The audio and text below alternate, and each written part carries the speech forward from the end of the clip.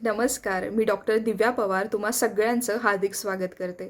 सर्वप्रथम ज्यांनी माझं चॅनल सबस्क्राईब केलं आहे, त्यांनी माझा अगोदरचा व्हिडिओ पाहिला आहे, तो लाईक केला आहे, शेअर केला आहे आणि त्याच्यावर कमेंट्स केला आहे, त्या सगळ्यांना मी मनापासून थँक्यू म्हणते. तर आजचा विषय आहे कोरोना. आरोग्य हीच संपत्ती हा सुविचार आपण लहानपणापासून ऐकत आलेलो आहोत आणि या सुविचाराचं खरं महत्त्व आज आपल्याला समजलं आहे. एक सूक्ष्म घातक विषाणू हा आपलं आरोग्य बिघडवू शकतो आणि त्यामुळे आपण आपल्या आरोग्याची किती काळजी घेतली पाहिजे हे आत्ता आपल्याला समजलेलं आहे. आज जगामध्ये कोरोनाच्या महामारीने भयंकर असं थैमान घातलं आहे. या महामारीच्या संकटातून जगातील एकही देश सुटलेला नाही आहे. आता जगामध्ये कोरोनाची दुसरी लाट सुरू झालेली आहे आणि ती पहिल्या लाटेपेक्षाही भयंकर अशी आहे. तसेच त्याची लक्षणं देखील वेगवेगळी दिसू लागलेली आहेत. कोरोना रुग्णसंख्येच्या बाबतीत आजच्या घडीला जगामध्ये ब्राझील देशानंतर दुसरा क्रमांक लागतो, तो म्हणजे भारताचा. भारतामध्ये कोरोनाची साथ इतक्या अधिक प्रमाणावर वाढली आहे की त्याने अमेरिकेला देखील मागे टाकलेलं आहे. सध्या कोरोनाच्या या दुसऱ्या लाटेमध्ये महाराष्ट्र सर्वात आघाडीवर आहे आणि त्यातल्या त्यात देशातील सर्वाधिक कोरोना प्रभावी शहर हे नाशिक म्हणून ठरलेलं आहे. तर आजच्या व्हिडिओमध्ये मी तुम्हाला सांगणार आहे की कोरोना म्हणजे काय, तो कसा आला, त्याची लक्षणं काय, त्याचा प्रसार कसा झाला, तो डायग्नोज कसा करायचा, त्याच्या टेस्ट्स कोणत्या, टेस्टचे इम्पॉर्टन्स काय आहे, त्याच्यावर उपचार कोणते केले पाहिजे, त्यासाठी आपण कोणती काळजी घेतली पाहिजे आणि महत्त्वाचं म्हणजे या काळात मानसिक संतुलन कसं ठेवावं याबद्दलची सर्व माहिती मी तुम्हाला या व्हिडिओमध्ये देणार आहे. तर सुरुवात करूयात. कोविड-19 याआधी मानवामध्ये कधीही न आढळलेल्या नॉव्हेल म्हणजे नवीन अशा कोरोना विषाणूमुळे पसरणारा नवा आजार आहे. श्वसन मार्गावरील भागात संसर्गाने सौम्य स्वरूपाचा प्रादुर्भाव घडवून आणणारे अनेक प्रकारचे कोरोना विषाणू मानवी शरीरात संसर्ग झाल्यानंतर आढळत आहेत. त्यामुळे श्वासनलिका, सायनस, घशाचा वरचा भाग, स्वरयंत्रात असलेली कंठातील पोकळी अशा ठिकाणी या विषाणूंचा संसर्ग होऊन हा आजार होतोय. कोविड-19 या शब्दात को ही अक्षरे कोरोना या शब्दाचे लघुरूप आहेत. व्ही म्हणजे व्हायरस किंवा विषाणू, डी म्हणजे डिझीज किंवा आजार आणि 19 हा आकडा 2019 या वर्षाचा निर्देश करतो. चीनमधून आलेल्या या कोरोना विषाणूच्या साथीने हाहाकार उडालेला होता. जागतिक आरोग्य संघटनेने या विषाणूमुळे होणाऱ्या आजाराचे अधिकृत नामकरण कोविड-19 असं केलंय. तर कोरोना विषाणूवर संशोधन करणाऱ्या शास्त्रज्ञांनी या आजाराचे severe acute respiratory syndrome corona virus 2 किंवा SARS-CoV-2 असं बारसं केलंय. या साथीशी संबंधित पहिला रुग्ण डिसेंबरच्या शेवटच्या आठवड्यात आढळला. 8 जानेवारीला या साथीचा कारक कोरोना विषाणू असल्याची खात्री झाली. गेल्या 20 वर्षात SARS-CoV-2 हा आढळलेला तिसरा साथ पसरवणारा विषाणू आहे. 2003 साली मुळे सार्स हा जीवघेणा नेहमीपेक्षा वेगळा न्यूमोनिया जगभर पसरला होता. त्यानंतर 10 वर्षांनी मध्य पूर्वेत MERS, middle east respiratory syndrome हा विषाणू दिसून आला. मर्स-कोव्ही हा प्रादुर्भाव प्राण्यांपासून झाला आहे. याला झुनोसी प्राण्यामधून उद्भवलेला आजार असंही म्हणतात. झुनोसिसची लागण प्राण्यांमधून मानवामध्ये संक्रमित होते. मर्स-कोव्हिस आणि सार्स-कोव्ही हे आजार उंट किंवा सिवेट कॅट यांच्याद्वारे मानवामध्ये संक्रमित झालेत. SARS-CoV-2 या जनुकीय विश्लेषणातून मिळालेल्या माहितीनुसार या विषाणूंचे अत्यंत जवळचे साम्य वटवाघळातल्या विषाणूत आढळून आले आहे. याचेच नाव आहे कोरोना व्हायरस. आता कोरोना व्हायरसचा शरीरात शिरकाव झाल्यानंतर काय होतं ते पाहूयात. प्राण्यांमधून मानवात होणाऱ्या विषाणू संक्रमणामध्ये एक प्रकारचा मध्यस्थ असतो. एखादा विषाणू मानवी पेशीपर्यंत पोहोचावा लागतो. तो विषाणू पेशीवरील प्रथिनांशी संबंध प्रस्थापित करण्याचा प्रयत्न करतो. प्रत्येक पेशीवर काही खुण्याची प्रथिने असतात. या प्रथिनांना ग्राही प्रथिने असं म्हणतात. उदाहरणार्थ HIV विषाणू फक्त CD4 लसिका पेशीशी संबंध प्रस्थापित करतो. त्याचप्रमाणे एकदा खुणेच्या प्रथिनाबरोबर संबंध आला म्हणजे विषाणू पेशीमध्ये शिरकाव करतो. पेशीमध्ये विषाणूचे विभाजन होते. अशा तऱ्हेने आश्रयी पेशी संसर्गग्रस्त होते. हे जर झाले नाही तर विषाणू पेशीमध्ये शिरकाव करू शकत नाही. SARS-CoV-2 विषाणूमधून डोकावणारी स्पाइक प्रथिने असतात. म्हणजे कोरोना व्हायरसने आश्रयीच्या पेशीमध्ये कसा प्रवेश मिळवायचा याचा अत्यंत सोपा मार्ग शोधून काढला आहे. विषाणूच्या पृष्ठभागावर असलेले ग्लायकोप्रोटीन काटेरी स्पाईक म्हणजे जसे बर्फावर चालण्यासाठी तळव्यावर अणकुचीदार खिळे असतात त्याला स्पाईक असं म्हणतात. ते पृष्ठभागावरून बाहेर डोकावत असतात. त्यांना ग्लायकोप्रोटीन असं म्हणतात. कारण या प्रथिनाबरोबर शुगरचा रेणू असतो. बाहेर आलेल्या ग्लायकोप्रोटीनमुळे विषाणू काटेरी मुकुटासारखा दिसतो. त्यामुळे या विषाणूला कोरोना व्हायरस नाव पडले आहे. स्पाईक प्रोटीन प्रत्यक्ष आश्रयी पेशीबरोबर जोडले जाते. त्याला S1 युनिट असं म्हणतात. S1 युनिटच्या रचनेमध्ये इतकी विविधता आहे की अनेक सस्तन प्राण्यांच्या पेशीबरोबर हे जोडले जाते. SARS-CoV-2 विषाणूचे S1 युनिट कोणत्या अंतत्वचेच्या पेशी प्रथिनाबरोबर नेमकं जोडलं जातं हे वैज्ञानिकांनी शोधून काढले आहे. हा जोड 7 तर्फा असलेल्या कुलुपाच्या किल्लीसारखा असतो. माणसाच्या श्वसनमार्गाच्या पृष्ठभागाच्या पेशीवर चिकटणे कोरोना व्हायरसच्या दृष्टीने अगदीच किरकोळ बाब आहे. SARS-CoV-2 विषाणूग्राही पेशीवरील ACE2 या प्रथिन भागास आपलेसे करतो व त्यातून हा पुढे आजार होतो. आता बघूयात हा कोरोना व्हायरस किंवा कोरोना आजार काय आहे. आजच्या धावत्या जगाला पूर्णपणे बंद करून संपूर्ण दुनियाची झोप ज्याने उडवली असा व्हायरस म्हणजे कोरोना व्हायरस. अतिशय सूक्ष्म आणि आपल्या डोळ्यांनाही न दिसणारा असा हा कोरोना व्हायरस होय. हा दिसायला सूक्ष्म असला तरी अत्यंत घातक विषाणू आहे. WHO ने या विषाणूला साथीच्या रोगाचा विषाणू असे घोषित केले आहे. या विषाणूचा संसर्ग सर्वप्रथम डिसेंबर 2019 मध्ये चीनमधील वुहान या शहरात झाला. या शहरापासून विषाणूची सुरुवात झाली म्हणून याला वुहान व्हायरस असे सुद्धा म्हणलं जातं. तसे पाहता कोरोना हा आजार एका माणसाकडून दुसऱ्या माणसाकडे जाणारा आहे म्हणून याला संसर्गजन्य आजार असंही संबोधलं गेलं आहे. नॉटिंगहम युनिव्हर्सिटीमधील व्हायरोलॉजी या विषयाचे प्राध्यापक असलेले जोनाथ बॉल यांच्या मते हा आजार प्राण्यांपासून माणसांमध्ये आल्याची दाट शक्यता आहे. पुढे हा संसर्ग वाढत जाऊन सर्व देशांमध्ये पसरला आणि आज संपूर्ण जग या कोरोनाचा सामना करत आहे. आता या कोविड-19चा प्रसार कसा होतो तर ज्या व्यक्तींना या विषाणूचा संसर्ग झालेला आहे अशा व्यक्तींच्या सानिध्यात येण्याने या संसर्गाचा प्रसार होत असतो. कोविड-19चा संसर्ग झालेल्या व्यक्तींच्या नाकातोंडातून उडणारे तुषार आणि त्यातील छोटे छोटे थेंब या विषाणूचा प्रसार करत असतात. हे थेंब त्या व्यक्तीच्या निकटच्या नेहमीच्या वापरांच्या वस्तूवर किंवा जमिनीवर पडतात. या वस्तूंना पृष्ठभागांना अन्य निरोगी व्यक्तीचा स्पर्श झाला आणि असे स्पर्श झालेले हात त्या व्यक्तीने आपल्या डोळ्यांना, नाकाला, तोंडाला लावले की त्या व्यक्तीला कोविड-19चा संसर्ग होत असतो. संसर्ग झालेल्या व्यक्तीचे शिंक, खोकला, खाकरणं, जोराचा श्वासोच्छ्वास यातून उडालेले सूक्ष्म तुषार आणि त्यामधले अतिसूक्ष्म थेंब अन्य व्यक्तींच्या श्वासमार्गाने शरीरात गेले तरीही हा संसर्ग होतो. म्हणूनच संसर्ग झालेल्या व्यक्तीपासून किमान 6 फूट किंवा 1 ते 2 मीटर अंतरावर असणं आवश्यक आहे. यासाठी सामाजिक विलगीकरण म्हणजे सोशल डिस्टन्सिंग हे महत्त्वाचं सांगितलेलं आहे. या कारणामुळे सरकारने जमावाच्या ठिकाणी फिरणं अधिक धोक्याचं आहे असं देखील सांगितलेलं आहे. कोविड-19चा संसर्ग झाल्याची लक्षणं कोणती तर 70% जास्त रुग्णांना कोणतेही लक्षणे नसतात. बऱ्याच लोकांना कोविड होऊन गेलेला असतो परंतु त्यांच्या हे लक्षात आलेले नसते व हे टेस्ट केल्यानंतर कळून येत आहे. आम्हाला कोविड ड्युटीमध्ये काही रुग्ण हे असिम्प्टोमॅटिक तर काही हे सिम्प्टोमॅटिक सापडले आहेत. तर खालील प्रकारे तुम्हाला कोणत्याही प्रकारचा त्रास आढळून येत असेल तर लवकरात लवकर हॉस्पिटलमध्ये जाऊन आजाराचे निदान करणं गरजेचं आहे. जसे ताप, शरीराचे तापमान 37.8 सेल्सिअस म्हणजे 100.4 फॅरेनहाईटपेक्षा जास्त असेल, तोंडाची चव, वास येण्याची क्षमता बदलणं, तर तुमच्या तोंडाची चव ते यामध्ये पूर्ण जाते, गोष्टींचा वास येत नाही किंवा मग या दोन्ही गोष्टी नेहमीपेक्षा वेगळ्या भासू लागतात. न थांबणारा खोकला, कधीकधी हा खोकला तासभरापेक्षाही जास्त काळ येऊ शकतो किंवा 24 तासात खोकल्याची अशी उबळ 3 व त्यापेक्षा जास्त वेळा येऊ शकते. कफ आणि श्वास घ्यायला त्रास होणं ही कोविड-19च्या संसर्गाची मुख्य लक्षणं आहे.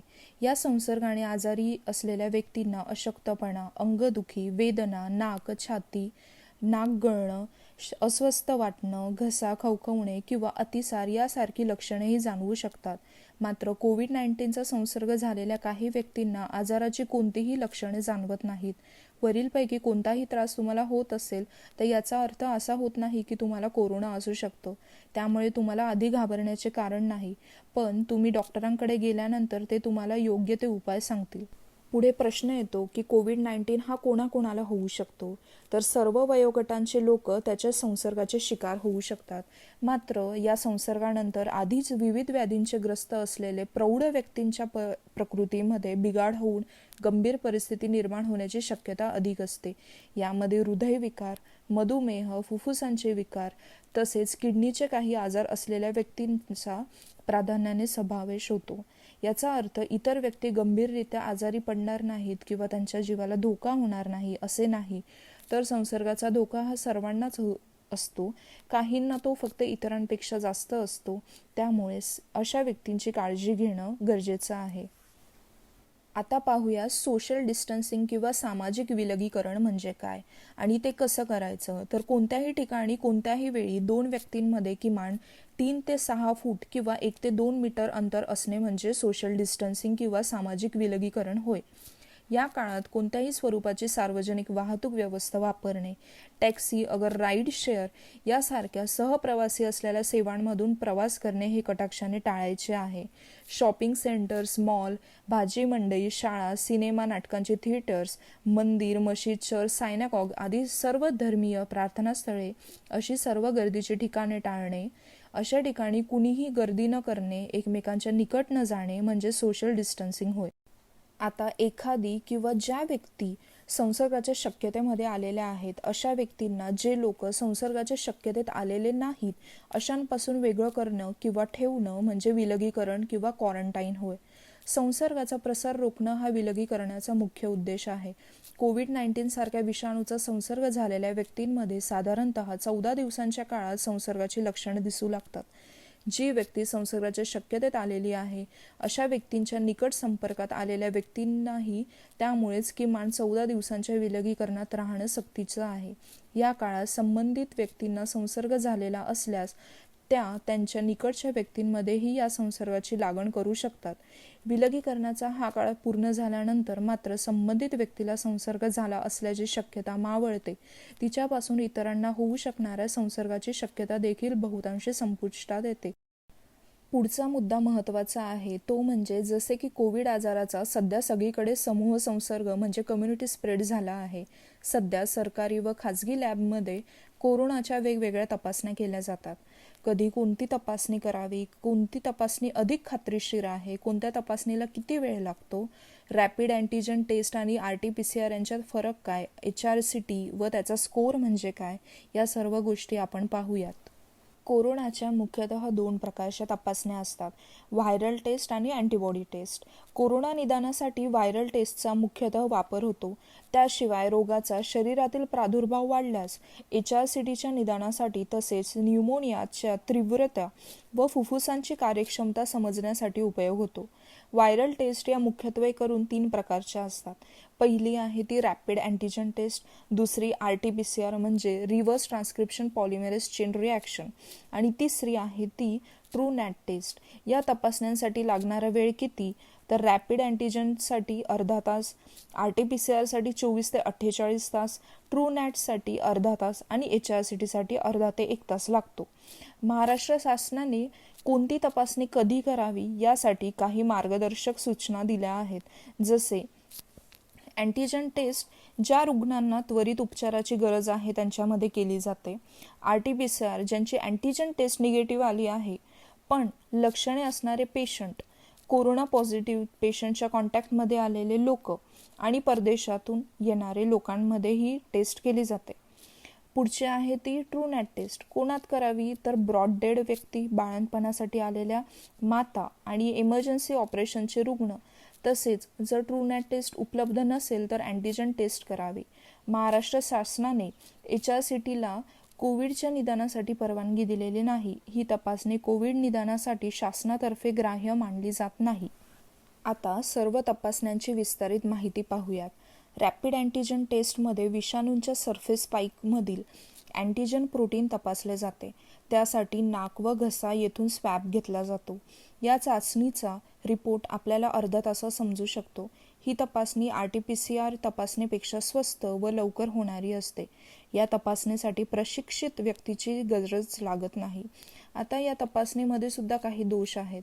जसे कोरोना सदृशच लक्षणे असणाऱ्या फ्लू सारख्या आजारात या तपासणीची सेन्सिटिव्हिटी ही केवळ 34 ते 80% असते. याच तर्काने अर्धे किंवा त्याहून अधिक कोविड पॉझिटिव्ह पेशंट्समध्ये ही तपासणी निगेटिव्ह येऊ शकते. बऱ्याच सिम्प्टमॅटिक पेशंटमध्ये नाकातून व घशातून योग्य प्रमाणात विषाणू मिळत नसल्याने ही तपासणी निगेटिव्ह येऊ शकते. कारण या तपासणीत अँटीजनचे ॲम्प्लिफिकेशन केले जात नाही. मग ही तपासणी का केली जाते? तर ज्यावेळी व्हायरल लोड अधिक असतो त्यावेळी ही तपासणी हायली सेन्सिटिव्ह असते. त्यामुळे बाधित पेशंटचे विलगीकरण करणे सोपे जाते. ही तपासणी RT-PCR पेक्षा स्वस्त व पटकन होणारी असली तरी सर्व पेशंटची RT-PCR तपासणी करणे शक्य नसते. अशा वेळेस RT-PCR चाचण्यांवर येणारा ताण कमी करण्यासाठी ही तपासणी केली जाते. समूह संसर्ग कम्युनिटी स्प्रेड होत असताना जास्तीत जास्त लोकांच्या तपासण्या करून त्यानुसार पॉझिटिव्ह पेशंटचे विलगीकरण म्हणजे आयसोलेशन करणं व त्यानुसार रोगाचा प्रसार टाळण्यासाठी ही तपासणी केली जाते. अँटीजन टेस्ट निगेटिव्ह येऊनही ज्या रुग्णांमध्ये लक्षणं आहे अशा रुग्णांची पुढे RT-PCR तपासणी केली जाते. अँटीजन मशीन हे ट्रूनॅट मशीनच्या तुलनेत स्वस्त आहे व या मशीनवर एकाच वेळी मोठ्या प्रमाणात तपासण्या करणे देखील शक्य असते. पुढचे आहे RT-PCR म्हणजेच रिव्हर्स ट्रान्सक्रिप्टेज पॉलिमेरेज चेन रिॲक्शन. यामध्ये ठराविक रसायनांद्वारे विषाणूच्या थोड्या RNA पासूनही 1000 पटीने DNA तयार केले जातात, जे तपासणीसाठी योग्य मात्रेत उपलब्ध होतात. त्यामुळे कोविड निदानासाठी ही सर्वात खात्रीशीर व अचूक तपासणी आहे. याचा रिपोर्ट यायला 24 ते 48 तास इतका वेळ लागू शकतो. यासाठी नाकातून व घशातून स्वॅब घेतला जातो किंवा थुंकीही तपासायला घेतली जाऊ शकते. या तपासणीसाठी योग्य प्रशिक्षित व्यक्तीची गरज लागते, जी इतर 2 तपासण्याकरिता इतकी गरजेचे नसते. कोरोना विषाणू हा प्रामुख्याने पहिल्या आठवड्यात घशामध्ये वाढत असतो. त्यानंतर तो फुफ्फुसांमध्ये वाढायला सुरुवात होते. याचाच अर्थ घशातील स्वॅब हा जंतू संसर्ग झाल्यानंतर 1 आठवडा एवढ्याच कालावधीसाठी पॉझिटिव्ह येतो. नंतर थ्रोट स्वॅब हा फॉल्स निगेटिव्ह येण्याची दाट शक्यता असते. त्यासाठी जंतू संसर्गाच्या दुसऱ्या आठवड्यात श्वासनलिकेतील स्वॅब अथवा कफयुक्त थुंकी तपासणे गरजेचे आहे. आता आपण RT-PCRचा रिपोर्ट ज्यावेळी मागून घेतो त्यावेळी त्यातील CT व्हॅल्यू म्हणजे सायक्लिक थ्रेशोल्ड ही विचारून घेतली पाहिजे. ती जर 24 पेक्षा जास्त असेल तर त्या व्यक्तीमध्ये व्हायरल लोड हा कमी असतो, म्हणजेच त्या व्यक्तीद्वारे इतरांना संक्रमण ही कमी प्रमाणात होते. जर हा 24 पेक्षा कमी असेल तर त्या व्यक्तींमध्ये व्हायरल लोड हा जास्त असतो, म्हणजेच हे लोक इतरांमध्ये अधिक संक्रमण पसरवू शकतात. CT व्हॅल्यू ही प्रामुख्याने व्हायरल लोड किती आहे हे सांगते, परंतु कोविड किती घातक ठरू शकतो हे ती सांगत नाही. त्यामुळे ICMRने RT-PCRच्या रिपोर्टमध्ये CT व्हॅल्यू देण्यास परवानगी दिलेली नाही. हे जरी खरं असलं तरी बऱ्याचदा असं पाहायला मिळतं की अनेकदा व्हायरल लोड जास्त असूनही त्यांच्यामध्ये लक्षणे ही अल्प किंवा मध्यम स्वरूपात बघायला मिळतात. जसे की लहान मुलं ज्यांच्यामध्ये क्वचितच लक्षणं तीव्र स्वरूपाची असतात, पण त्यांच्याद्वारे जंतू संसर्ग मोठ्या प्रमाणात पसरवला जाऊ शकतो. या उलट वयस्कर लोकांमध्ये व्हायरल लोड कमी असूनही तीव्र स्वरूपाची लक्षणं दिसतात. हा खरं तर विरोधाभास आहे, पण त्याचे कारण हे आहे की कोविडमध्ये होणारी कॉम्प्लिकेशन्स ही केवळ शरीरात जाणाऱ्या विषाणूमुळे होत नसतात, तर ती प्रामुख्याने आपल्या रोगप्रतिकारक शक्ती म्हणजे इम्युन सिस्टीमने त्या व्हायरसला किती व कशा प्रकारे प्रतिसाद दिला आहे व त्यामुळे आपल्या शरीरात होणाऱ्या काही इन्फ्लमेटरी चेंजेसमुळे त्या होत असतात. इम्युन सिस्टीमच्या प्रतिक्रिया व त्यामुळे होणारे इन्फ्लमेटरी चेंजेस या पेशंट नुसार वेगवेगळ्या असतात व त्यामुळे कोणामध्ये काहीच लक्षणं दिसत नसली तर काहींमध्ये खूप कॉम्प्लिकेशन्स निर्माण होऊ शकतात. पुढचे आहे ट्रूनॅट टेस्ट. हे मशीन गोव्यातील मालबिओ डायग्नोस्टिक या कंपनीद्वारे बनवले आहे. हे मशीन पूर्वी TBचे टेस्ट करण्यासाठी वापरलं जात होतं, पण अलीकडेच ICMRने COVID-19 टेस्ट करण्यासाठी या मशीनला परवानगी दिली आहे. हे मशीन छोट्या आकाराचं असून ब्रीफकेसमध्ये कुठेही घेऊन जाता येऊ शकतं. दुर्गम भागात जिथे मोठ्या लॅबची संख्या कमी आहे व जेथून स्वॅब घेऊन RT-PCRसाठी मोठ्या लॅबमध्ये पाठवणं हे देखील मुश्किल आहे, अशा ठिकाणी प्रामुख्याने हे मशीन वापरलं जातं. या तपासणीमध्येही RT-PCR प्रमाणे विषाणूचा जीनोम हा ॲम्प्लिफाय केला जातो. त्यामध्ये स्वॅबमधील विषाणूंचे प्रमाण कमी असले तरी टेस्ट रिपोर्ट हे अचूक येतात. या तपासणीमध्ये मुख्यतः कोरोना विषाणूचा जीनोम व विषाणूच्या RNAमध्ये असणारे RDRP हे एन्झाईम शोधले जाते. ही तपासणी RT-PCR पेक्षा बऱ्याच जलद म्हणजेच अर्धा ते 1 तासात होते. तसेच ही तपासणी करायला सोपी आहे. यासाठी खास प्रशिक्षित व्यक्तीची गरज लागत नाही. असे असले तरी या मशीनची किंमत जास्त असल्याने व पुरवठा कमी असल्याने हे मशीन अजूनही सगळीकडे उपलब्ध झाले नाहीये. पुढील आहे अँटीबॉडी टेस्ट. शरीरात एखादा अँटीजन म्हणजे बाहेरचा कोणताही सजीव घटक जसे बॅक्टेरिया, व्हायरस इत्यादी गेल्यानंतर त्यांच्याशी लढण्यासाठी शरीरामार्फत जे घटक तयार केले जातात त्यांना अँटीबॉडीज असं म्हणतात. आता या अँटीबॉडी टेस्ट ही मुख्यतः पूर्वी होऊन गेलेल्या आजाराची माहिती सांगत असते. इन्फेक्शन झाल्यानंतर शरीरात अँटीबॉडीज तयार व्हायला साधारणतः 1 ते 2 आठवडे इतका कालावधी लागत असतो. सर्वच लोकांमध्ये कोविडची लक्षणं निर्माण होत असतील असं नाही. अशा वेळी किती लोकांना हा आजार होऊन गेलाय हे लक्षात घेण्यासाठी व त्यावरून आजाराचा मृत्यूदर निश्चित करण्यासाठी प्रामुख्याने या तपासणीचा उपयोग होत असतो. आता HRCT हाय रिझॉल्युशन कॉम्प्युटर टोमोग्राफी ही चाचणी म्हणजे छातीचा CT स्कॅन असतो. ही चाचणी कोविड निदानासाठी शासनातर्फे जरी ग्राह्य धरली जात नाही तरीही लक्षणे सुरू होऊन 4 ते 5 दिवसानंतर रोगाचा शरीरातील प्रादुर्भाव वाढल्यास रोगनिदानासाठी तसेच न्यूमोनियाची तीव्रता व फुफ्फुसांची कार्यक्षमता समजण्यासाठी या चाचणीचा उपयोग होतो.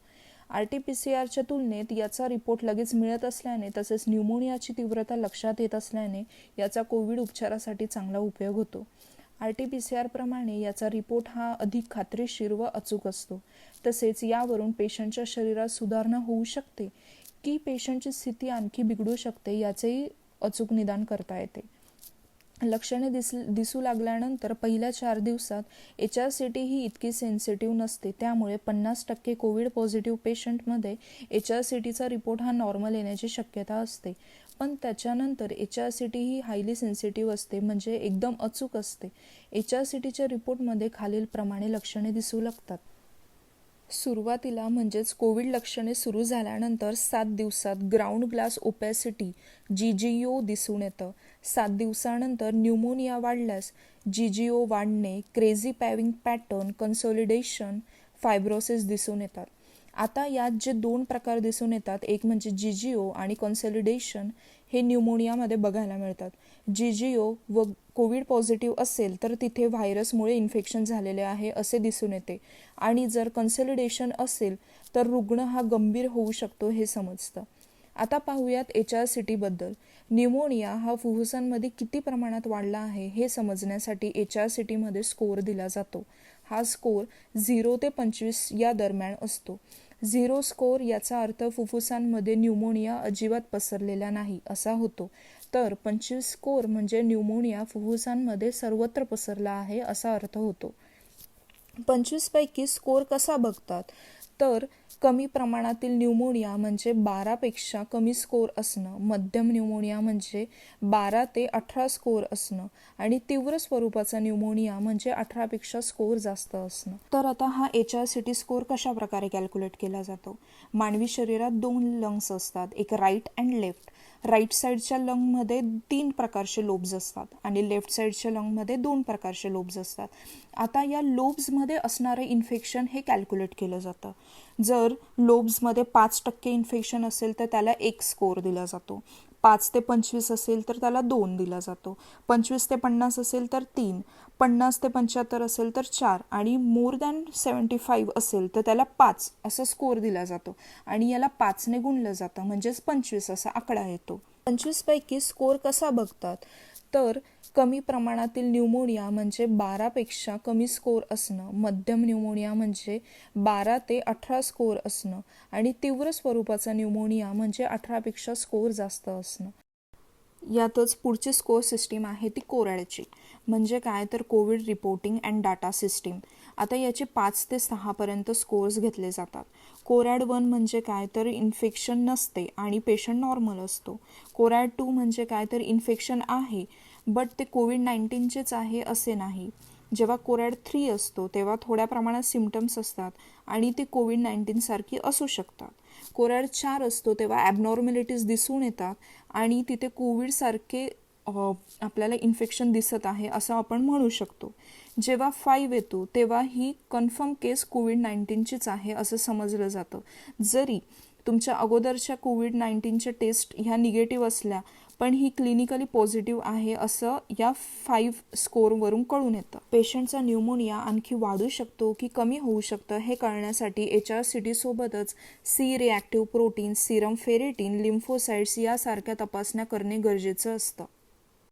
आता या कोविडमध्ये कोणत्या दिवशी काय घडामोडी होतात हे आता आपण पाहूयात. 0 दिवसाला जंतू संसर्ग होतो, 5व्या दिवशी लक्षणं दिसण्यास सुरुवात होते, पहिल्या 28 दिवस RNA व अँटीजन पॉझिटिव्ह येते, 28व्या दिवशी RNA व अँटीजन निगेटिव्ह येतात. आता पुढे 0 ते 7व्या दिवसापर्यंत फक्त RT-PCR टेस्ट पॉझिटिव्ह असतात. 7व्या दिवशी IgM अँटीबॉडी पॉझिटिव्ह येतात. 9व्या दिवशी HRCTमध्ये लक्षणे दिसतात. 14व्या दिवशी IgG अँटीबॉडी पॉझिटिव्ह येतात. 21व्या दिवशी IgM अँटीबॉडी निगेटिव्ह येतात.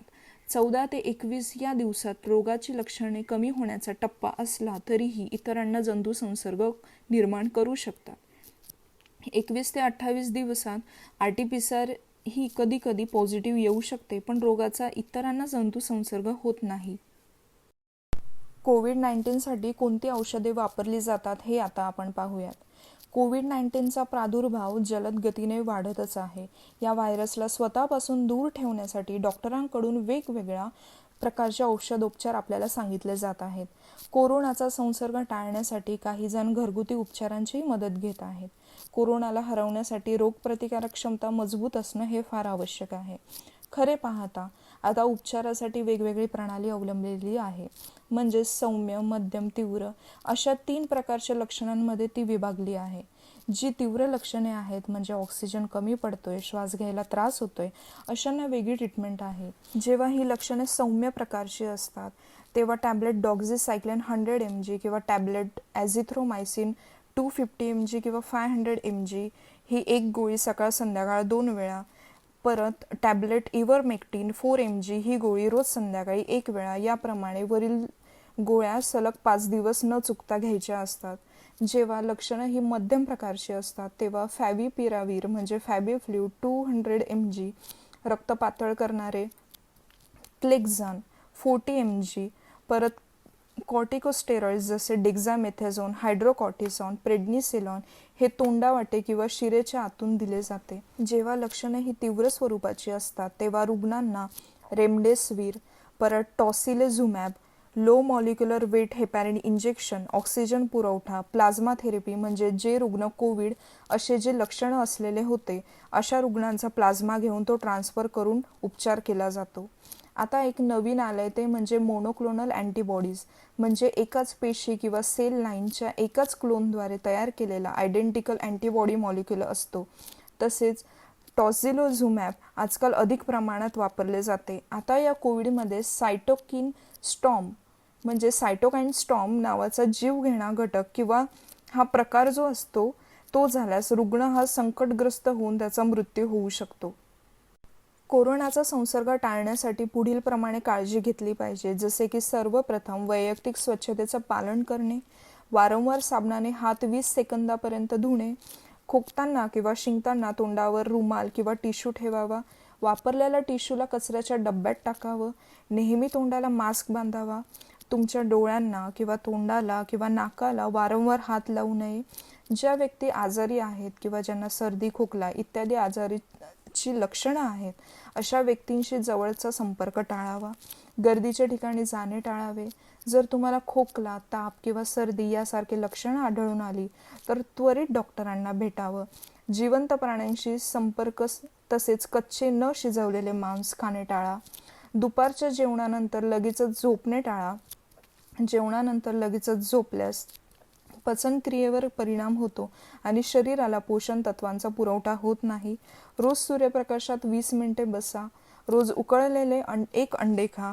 घरात कापूर आणि लवंगाची धुणी द्या. काही आयुर्वेदिक उपाययोजना पुढील प्रमाणे आहेत आणि त्यांचं तुम्ही जरूर पालन करावं असं मला वाटतं.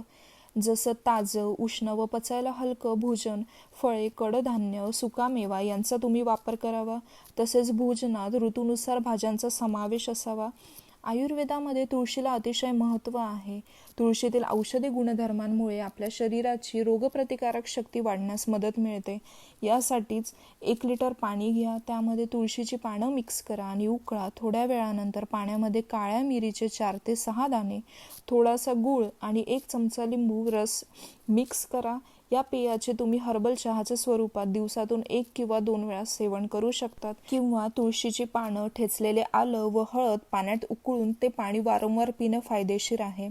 सर्दी व खोकल्यासाठी चिमूटभर पुदिना, काळी मिरी हे सगळं मधातून सेवन करणं फायदेशीर आहे.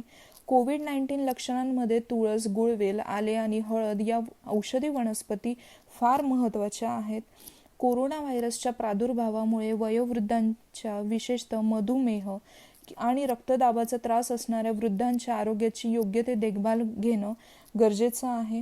वृद्धांनी नियमित सूर्यनमस्कार किंवा ध्यानधारणा, प्राणायाम, कपालभाती या मूलभूत बाबी नियमित कराव्यात. लहान मुलांना कोरोनापासून दूर ठेवण्यासाठी पुदिना तेलाचा वापर करावा. 2 ते 3 थेंब पुदिना तेलामध्ये 1 चमचा मध मिक्स करा आणि हे चाटण तयार करून लहान मुलांना खायला द्या. वयोवृद्धांसाठी हा रामबाण आयुर्वेदिक उपाय आहे. अजून एक रामबाण उपाय म्हणजे सुवर्ण दुग्ध. 150 ml गरम दुधात अर्धा चमचा हळद व अर्धा चमचा सुंठीचे चूर्ण मिळून हे दूध दिवसातून 1दा किंवा 2दा प्यावे. कोविड-19 सारखी लक्षणं असणाऱ्यांनी आयुषने सांगितलेली काही आयुर्वेदिक आणि होमिओपॅथिक औषधं आहेत, ती सुद्धा घेतली तरी चालतील. जसे संशमनीवटी 1 गोळी दिवसातून 2दा असं 15 दिवस, च्यवनप्राश 10 ग्रॅम रोज सकाळी दुधासोबत सेवन करणं. तसेच टॅबलेट आयुष 64 500 mg 2 गोळ्या दिवसातून 2 वेळा असं 15 दिवस. आयुष काढा हा दिवसातून 2 वेळा घ्यावा. अगस्त्य हरितकी 5 ग्रॅम दिवसातून 2 वेळा गरम पाण्यासोबत 15 दिवस घ्यावं. अणुतेल किंवा तिळतेल हे 2 थेंब प्रतिदिनी एक सकाळी प्रत्येक नाकपुडीत टाकणं. ताजी पुदिन्याची पानं आणि ओवा पाण्यात उकळून त्यांची वाफ दिवसातून 1 ते 2 वेळा घ्यावी. खोकला किंवा घसा खवखवत असेल तेव्हा मध यामध्ये लवंग चूर्ण मिसळून दिवसातून 2 ते 3 वेळा घ्यावं. होमिओपॅथिक औषधे जसे आर्सेनिक अल्बम याचा सुद्धा तुम्ही वापर करू शकतात.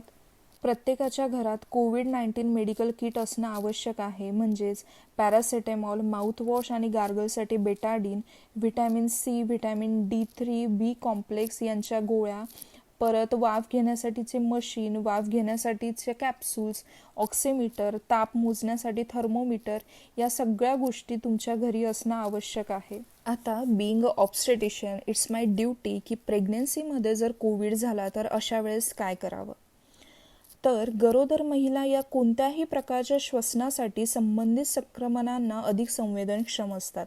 गर्भवती स्त्रियांची रोगप्रतिकारक शक्ती ही कमी असते, त्यामुळे त्यांना कोणत्याही प्रकारचं इन्फेक्शन लवकर होण्याची शक्यता सर्वात अधिक असते.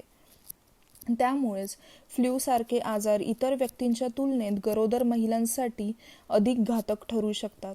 नाक आणि फूड पाईपमधून घेतलेल्या नमुन्यांची RT-PCR चाचणी गर्भवती महिलांच्या कोरोना तपासणीद्वारे केली जाते. गर्भिणी स्त्री ही जर कोरोना पॉझिटिव्ह आली तर ही काळजीची बाब आहे, पण यातून घाबरून जाण्यासारखी गोष्ट नाही. जशी इतर रुग्णांना ट्रीटमेंट दिली जाते तशाच प्रकारची एक ट्रीटमेंट ही प्रेग्नन्सीमध्ये सुद्धा दिली जाते. जर सौम्य लक्षणे असतील तर त्यांना होम क्वारंटाईन केलं जातं. जर लक्षणे वाढू लागलीत म्हणजे तीव्र होऊ लागलेत आणि त्यासोबतच श्वास घ्यायला त्रास होतोय, ऑक्सिजन सॅच्युरेशन 90च्या खाली जाऊ लागलंय किंवा रेस्पिरेटरी रेट प्रति मिनिट 22पेक्षा जास्त असेल, Glasgow conscious scale, coma scale 15च्या खाली येते, तेव्हा रुग्णाला ICUमध्ये दाखल केलं जातं. आणि जशी इतर रुग्णांना ट्रीटमेंट दिली जाते त्याचप्रमाणे प्रेग्नन्सीमध्ये सुद्धा दिली जाते. आता यात वेगळं काय आहे तर गर्भिणीने बाळाच्या हालचालींकडे लक्ष ठेवायचं आहे.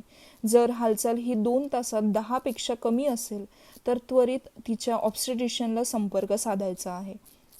गर्भिणीचा चेकअप आणि सोनोग्राफी व्यवस्थित केलं गेलं पाहिजे. त्यात देखील चेकअपसाठी ती टेलिमेडिसिन्स घेऊ शकते. सोनोग्राफीमध्ये NT स्कॅनसाठी जो 3 महिन्याचा म्हणजेच 12 ते 13 आठवड्यांमध्ये आपण जो करत असतो, त्यानंतर 5 महिन्याचा ॲन्युअली स्कॅन असतो जो 20 आठवड्यांचा असतो, 8 महिन्याचा म्हणजेच 32 आठवड्यांचा ग्रोथ स्कॅन ज्यात बाळाची वाढ किती झाली आहे हे समजतं, आणि 9 महिन्याचा स्कॅन जो असतो तो करून घेतला पाहिजे. जेव्हा गर्भिणीची ड्यू डेट जवळ आलेली असते तेव्हा सर्व प्रिकॉशन्स पाळून डिलिव्हरी करता येते. आता बऱ्याच गर्भिणींना प्रश्न पडला असेल की आई कोरोना पॉझिटिव्ह असल्यावर त्याचा बाळाला संसर्ग होऊ शकतो का?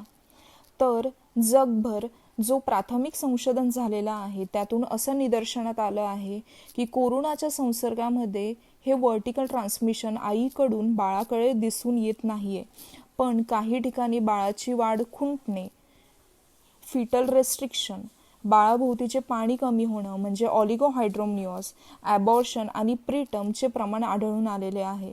जसे की हा नवीन आजार आहे त्यामुळे यावर अजूनही संशोधन चालू आहे. मग पुढचा प्रश्न येतो की कोरोना पॉझिटिव्ह रुग्णाला ब्रेस्ट फीडिंग म्हणजे स्तनपान करता येऊ शकतं का? तर national centre for disease control NCDC असं सांगतो की डिलिव्हरीनंतर कोरोना पॉझिटिव्ह रुग्ण ही स्तनपान करू शकते. मात्र स्तनपान करताना काही विशेष काळजी तिने घेतली पाहिजे, म्हणजे आई व बाळाला काही अंतरावर ठेवलं पाहिजे. जेव्हा फीड करायचं असेल तेव्हा आई ज्या ठिकाणी बसणार आहे तिने तिथली जागा स्वच्छ करून घेतली पाहिजे. तिने बाळाला पाजताना स्वतःचे हात आणि स्तनाग्र व्यवस्थित साबण आणि पाण्याने स्वच्छ करून घेतले पाहिजेत. तिने प्रत्येक वेळेस पाजताना N95 किंवा FFP2 मास्क वापरणं गरजेचं आहे. फीड करताना तिने खुंकणे, शिंकणे टाळलं पाहिजे. जर बाळंतीण ही अधिक चिंतित असेल किंवा जास्त टेन्शन घेणारी असेल तर तिने स्वच्छ धुतलेल्या वाटीत ब्रेस्ट मिल्क काढून नंतर बाळाला देता येऊ शकतं. यामुळे बाळाला संसर्ग होण्याचं प्रमाण देखील कमी असतं. आता as we know prevention is better than a cure, आणि ते या पॅन्डेमिकमध्ये खूप महत्त्वाचं आहे. त्यामुळे या काळात गर्भिणीने काही महत्त्वाची काळजी घेणं गरजेचं असतं. म्हणजे होईल तेवढं घरात राहावं, अत्यावश्यक असेल तेव्हाच जसे मी अगोदर सांगितलंय ते जनरल प्रिकॉशन्स घ्यावेत. जर घरातले इतर नातेवाईक बाहेर काम करत असतील तर त्यांच्यापासून थोडं लांब आणि आयसोलेटेड असावं. वारंवार हात साबणाच्या पाण्याने धुतले गेले पाहिजेत किंवा सॅनिटाईज केले गेले पाहिजेत. तिने अन्न योग्य पद्धतीने शिजवून खाल्लं पाहिजे. तसेच आरोग्यदायी जीवनसत्वयुक्त पदार्थच खाल्ले पाहिजेत. वारंवार डोळे, नाक आणि किंवा तोंड यांना स्पर्श करण्याचं तिने टाळलं पाहिजे. गर्भिणीने जितकी काळजी तिच्या फिजिकल हेल्थची घेतली पाहिजे त्यापेक्षाही तिने जास्त तिच्या मेंटल हेल्थची सुद्धा घेतली पाहिजे. आणि ही जबाबदारी फक्त तिच्या एकटीचीच नव्हे तर घरातील प्रत्येक व्यक्तीची देखील आहे. तिच्यासाठी घरातील वातावरण हे तणावरहित व आनंदाचं राहिलं तर कोरोनाचा स्ट्रेस, टेन्शन हा तिचा कमी होऊ शकतो. त्यामुळे तिने शांत राहिलं पाहिजे, सकारात्मक विचार केले पाहिजे, तिने पुरेशी झोप घेतली पाहिजे, ताण किंवा चिंता दूर करण्यासाठी तिने ध्यानधारणा केली पाहिजे किंवा सक्रिय राहिलं पाहिजे. तिला जितकी ती आनंदी गर्भिणी असेल तितकेच तिचं बाळ देखील आनंदी असेल आणि हेल्दी असेल. गर्भिणीने तिला हव्या त्या गोष्टी, ज्या गोष्टींमधून तिला आनंद मिळत असेल, ते घरातली कामं असो किंवा पुस्तकं वाचणं असो किंवा विविध छंद जोपासणे, हे सगळं करून तिने घरातच सेफ राहून तिने हे सगळं केलं पाहिजे. भारतात सध्या 2 प्रकारचे लसीकरण उपलब्ध आहे. एक म्हणजे कोविशिल्ड, जी ऑक्सफर्डची लस आहे व पुण्यात तयार झालेली आहे. दुसरी आहे ती म्हणजे कोवॅक्सिन, जी हैदराबादमध्ये भारत बायोटेकने बनवली आहे व ती 81% प्रभावी आहे, तर कोविशिल्ड ही 66% इफेक्टिव्ह आहे. हे संशोधनातून आणि त्यांनी किती पेशंट्सवर ट्रायल घेतले यावरून ठरवलेलं आहे. या दोन्ही इक्वली इफेक्टिव्ह आहेत. या दोन्हींचेही सेम दुष्परिणाम आहेत, जसे काहीसा ताप येणं, सूज येणं, थकवा वाटणं किंवा लस घेतलेला दंड दुखणं, चक्कर आल्यासारखे वाटणे असे होऊ शकते. काहींना हॉस्पिटलाइज्ड करावं लागलं याचं प्रमाण देखील कमी आहे. काही या लसींचे 2 डोस घेतले जातात. एक डोस नंतर 40 ते 45 दिवसांचे अंतर पाहिजे. लस घेतल्यानंतर तुम्हाला कोणतेही इतर मेडिकेशन्स न घेता फक्त पॅरासिटेमॉलचे 2 दिवस ह्या गोळ्या घ्यायच्या आहेत. त्यासोबत भरपूर पाणी पिणं आणि आराम करावायचा आहे. आता या काळात सकारात्मकता कशी बाळगावी, तर आपले मन आणि आपलं शरीर एकमेकांशी जोडलेलं आहे. तुम्ही चांगले अथवा वाईट विचार कोणतेही विचार केले तरी त्या विचारांचा तुमच्या जीवनावर परिणाम हा होतच असतो. जर तुम्ही चांगले विचार केले तर जीवनात चांगले घडते आणि चुकीचे विचार केले तर त्याप्रमाणे जीवन घडत असते. वाईट नकारात्मक विचार जीवनाला चुकीची कलाटणी देतात, तर सकारात्मक विचार माणसाला जीवनाच्या यशाच्या शिखरावर नेतात. मात्र विचारांबाबत सावध नसल्यामुळे आजकाल सगळीकडेच नकारात्मकता विचारसरणी दिसून येते. यासाठी प्रत्येक माणसाला सकारात्मक विचार करण्याची आणि मनाचे सामर्थ्यही माहीत असायला हवे. म्हणून आपल्या जीवनातले सर्व गोष्टींचे रूपांतरित करताना आपण दररोज प्रोत्साहनपर आणि आत्मविश्वास देणाऱ्या सकारात्मक गोष्टींचा विचार करणे, सकारात्मक विचार प्रारंभ करणे हे खूप महत्त्वाचे आहे. जेव्हा आपल्या मनात भीती निर्माण होते तेव्हा आपले शरीर अधिक चांगल्या प्रकारे काम करत नाही. तुम्हाला जेव्हा एखाद्या आजाराविषयी भीती वाटते तेव्हा शरीरातील स्ट्रेस हॉर्मोन्स कॉर्टिसोल्सचा स्तर वाढू लागतो आणि त्यामुळे तुमच्या शरीरातील रोगांशी लढण्याची रोगप्रतिकारक शक्ती ही मोठ्या प्रमाणावर कमी होत असते. त्यामुळे हीच कमतरता विषाणूला संधी देते तुमच्या शरीराला विळखा घालण्याची. त्यामुळे जेवढं शक्य होईल तितकं तुम्ही शांत आणि सकारात्मक राहा आणि आपल्या आरोग्याची खबरदारी आणि काळजी घ्या. थँक्यू.